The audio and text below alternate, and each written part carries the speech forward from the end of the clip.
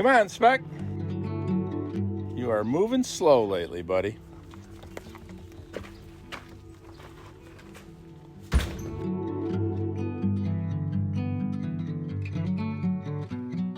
Most of what I do here on this boat seems to be creating problems and then solving them. So I did solve one problem that was really bothering me, and several of you chimed in on it helpfully, and I ended up taking part of what some people said and modifying it to solve this problem. So I don't have the steering wheel on here right now because this varnish is a little bit tacky. This is coat number 2 on this helm area and this part of the dash. This has, I think, 4 coats up on top of here. You can see the windshield's raised up a little bit because I haven't quite got to the point where I can mount that.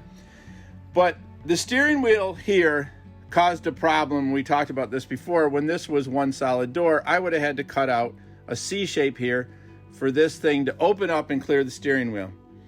So what did I do? And you can see there's still some marks here I've got to fix. Some of these are old screw holes and some are ones that I put in. So I moved the hinges to this side, and then this door wouldn't open all the way because it hit the seat. So how to solve that problem? Well, I had an old brass piano hinge around. I cut the door, mounted that hinge there. This will be handy if I just want something small. You can see the steering wheel's in there. But when you open that like this, now the door can open all the way.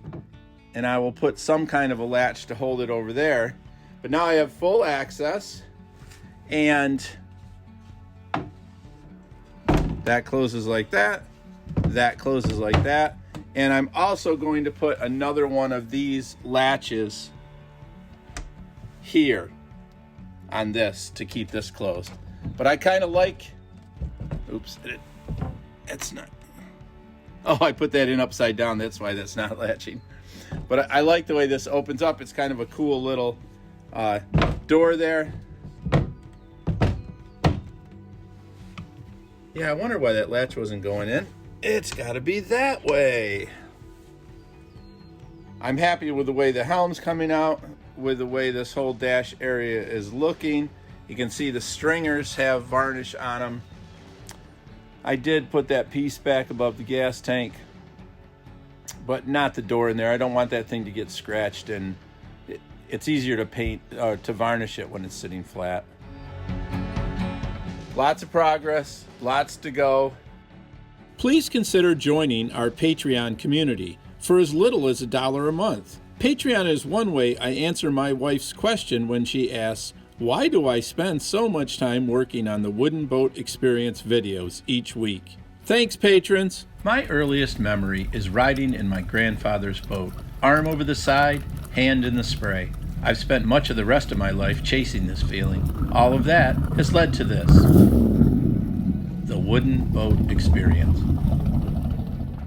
I'll be attempting a boat shed live stream this Sunday at 1 p.m. Eastern. Never done one with a phone. It won't be quite as fancy as the last one, but I haven't bridged the internet out to the boat shed yet, so I don't have the option of anything but my phone right now. I'll be talking about upcoming plans on the Chris Craft. Hope to see you there. I stored the fiberglass skiff upside down this winter, and the abative copper bottom paint dripped down and leached onto the topside paint, which means the whole thing's got to be painted again. So I sanded half of it on Friday. I'll do the other half next week. Louie's going to need to be repainted. Don't forget to head over to bonfire.com to the Let's Launch Unbeknownst campaign and get your Wooden Boat Experience t-shirt. The campaign goes on for one more week. There's lots of varnishing to do. No matter what product you're using, there's a time factor. You can only speed up the process so much when you want to have 15 or so coats.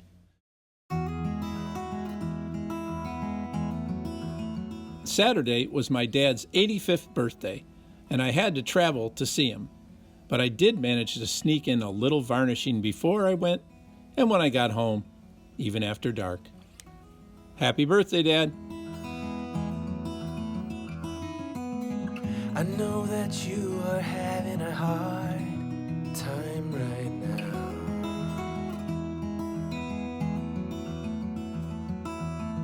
That everything seems to crumble around you.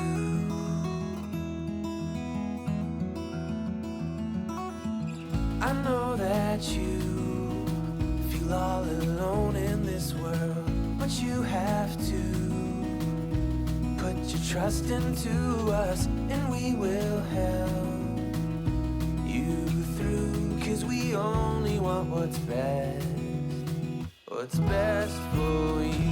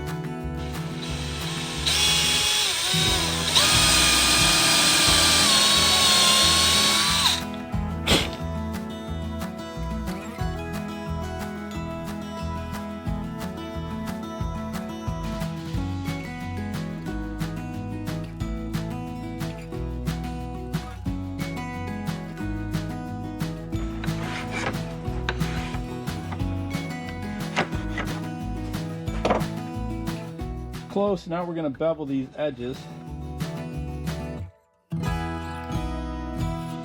Hopefully without beveling my fingers.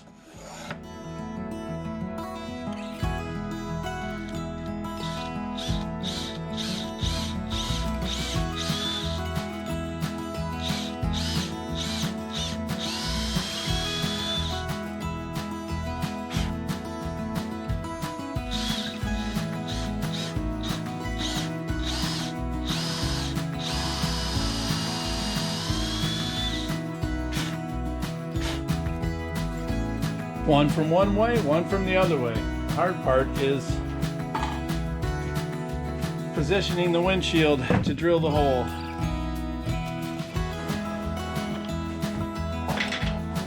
Lots more coats of varnish to go, so no big deal. Oh goodness. It's right where one of the screws is supposed to be to hold it on. We're gonna have to reposition that, I guess. At least we won't need a bung on this one.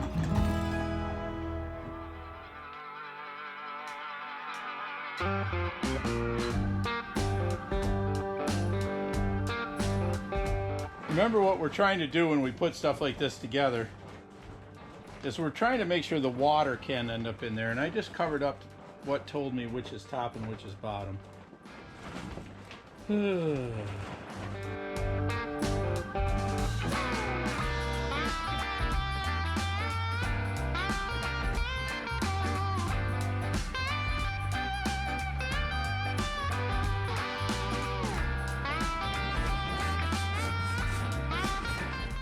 Of course, now we've Scotch Brighted here, not over here, so you got some glossiness and some dullness, but the color is going to be really good when I start varnishing. So tomorrow, it's Sunday night, I'm whipped, I'm going in, I know I'm quitting early, I should be using the lights, but I can't. I'm done.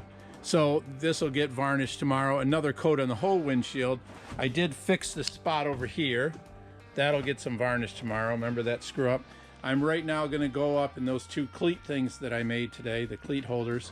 I'm going to stain those, and then the toe rail will get more varnish tomorrow.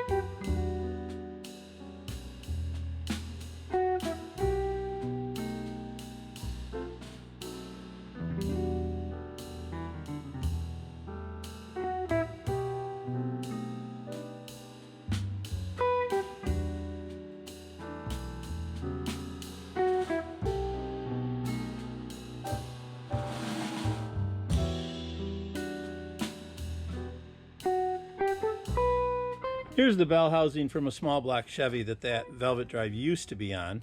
And you can see it has studs in it. And I gave it a shot to try to unscrew those, and they didn't seem to want to move. And I didn't want to screw up the bell housing. And I didn't want to screw up the studs either. So I took some fully threaded carriage bolts. I tried it with this first regular bolt. Then I realized I didn't have the right tap. And I took these, cut them off, and made these here. And I'm sure a lot of you guys already know this trick, but if you put two nuts together and then you tighten them against each other, you can then use that to, if I can get this the right way,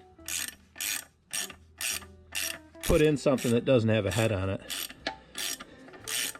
When I had this transmission dry fit on here before, there was no, I didn't have these studs in, but I didn't need it for what I was doing then. But now we're putting it on for real, I hope, as long as there's no issues.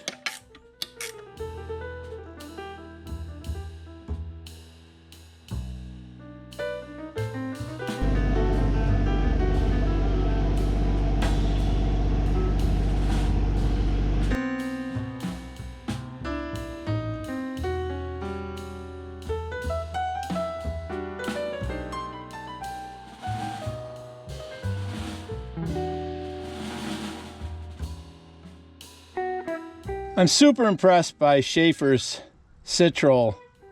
It's called a multi-purpose degreaser, citrus-based. It's biodegradable. The only thing it says that you should not be, I've been warned that you shouldn't use it around the water. So you don't want to spray this stuff on your boat and then let the bilge put it into the river. You need to, it needs more of space before it gets into the water system, because I guess the citrus oil, the orange oil, is bad for fish, I guess. So keep that in mind. But using it where I am here, I mean, I just sprayed this on here, and this stuff, I don't know how this grease has been on here. I don't think this transmission had been used. It was sitting in a boat that wasn't doing anything for 10, 15 years. You know, and this is old bilge grease, and you know how bad that is, but I just sprayed it on here. I'm just using a toothbrush. This isn't even a stiff toothbrush, and almost everything is just brushing right off. I'm really super, super impressed with this stuff. And I haven't noticed that it's removed any of the paint that I've put it on. You know, this is old, very hardened, good paint. It's not like it's, you know, some water-based stuff that was just sprayed on with a spray can a couple weeks ago. But man, I really like this stuff. I'd put my muddy down for this, no problem. Let's give that a quick spray and see what it looks like.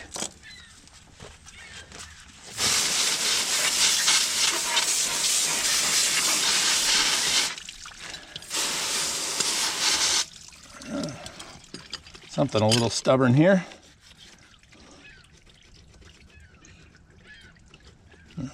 Just a little bit of rubbing, and that stuff seems to come off as well. It's not like I'm using a wire brush or anything on here. This is a piece that holds the cooler for the velvet drive, which everybody calls a transmission, and hardliners are going to tell you that it's a reverse gear, and really hardliners are just going to tell you it's a gear. Some people just call it a gear. It's a lot easier if you're talking to people that aren't around inboard boats constantly just to call it a transmission, because they understand what it is. But I suppose if I was around boaters that are with inboards all the time, I'd be calling it a reverse gear. I'm not going to get that picky about it. As long as you understand what I'm talking about, that's all that matters.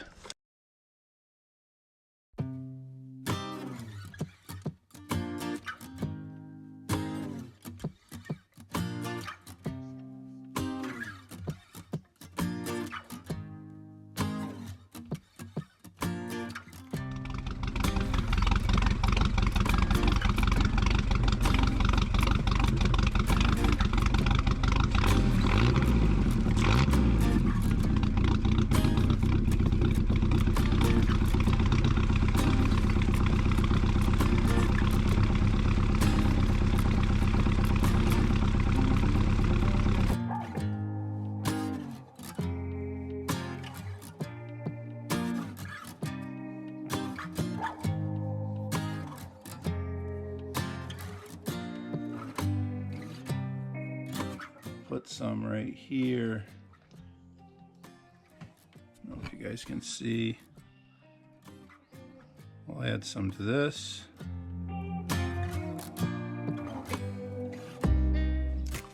Now we're not really trying to totally bed this piece right here. We're using this to just tie it together a little bit better. And we will, the reason I put it on this side is I don't want the squeeze out to go out that way. I don't want to have to clean it up on the outside where it'll show.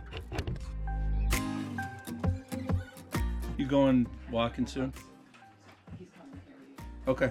He hasn't eaten breakfast yet, but I'll put it out for him. All right.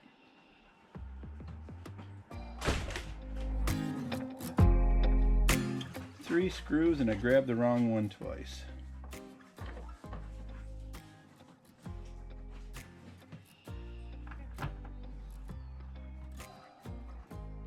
How you doing, Spec? I thought I heard you out there running around breathing hard.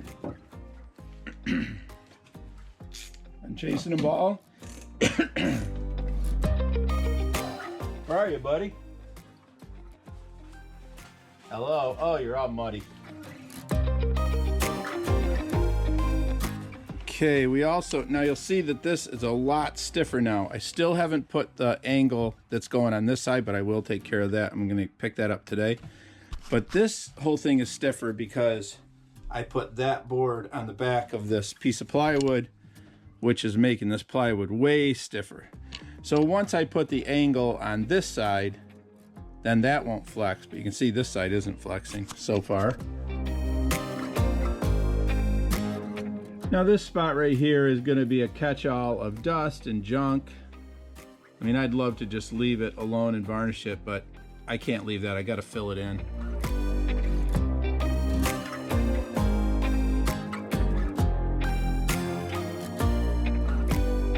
Once you start in a spot like this, at least with a life caulk, it's best just to keep going.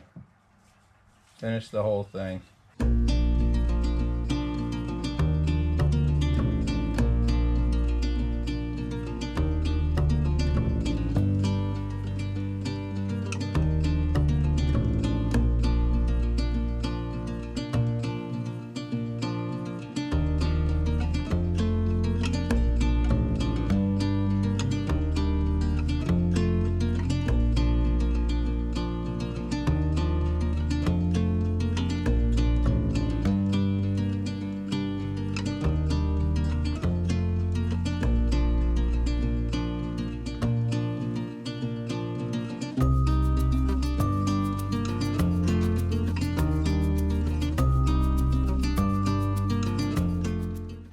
Well, Roger, it arrived. Fresh from Canada. Met Roger on Facebook, and I've been trying to figure out how I was gonna get these parts, and he had some extras. Now I can get this thing open here. Andrew, the UPS guy, was just here. It's always a good part of the day when Andrew shows up.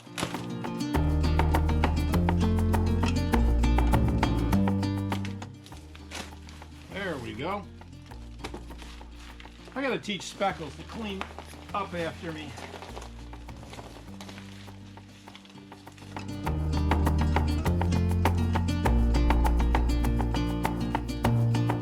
Go over and check out the project that Roger's been working on. It's for sale on Antique Boat America. I'll put the link down in the description below the video.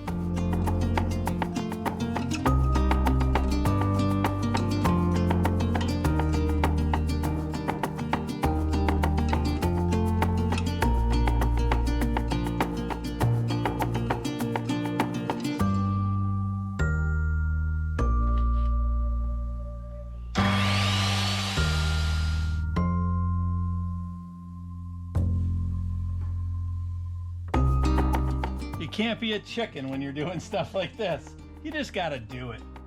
It does make me a bit nervous. Well, somehow I turned the camera off just now when I thought I was turning it on. But what I had just explained, I just took a second cut, just a very small sliver, with a circular saw. When you use any kind of circular blade, you have the width of the blade, plus you have the set of the teeth, how far they are off to this side or this side. The wider the set is, the more of a kerf, or the distance that it takes out of the cut, you end up with. The kerf is essentially the sawdust on the floor. So this is a pretty thin blade. It's probably only creating a kerf of about 1/16 of an inch. The width of this piano hinge is about 3/16 of an inch. So that 1/16, if I didn't take a second cut off of it, when I put this in here and then added this piece out here, the door essentially would grow 1/8 of an inch, which means it probably wouldn't fit into the hole. So what I had to do is come back in and take a second cut out of here that essentially was just a little bit more than 1/8. Now when I put everything back together, I'll have the same size door as I had before. I have all of the screws in this side of the piano hinge. I have the 2 outside ones in the smaller section of the door. But I think the prudent thing would be to go make sure it fits in the boat before I go any farther. So I'm going to go do that right now. I finished up Wednesday night by putting a coat of varnish on the dash and helm area.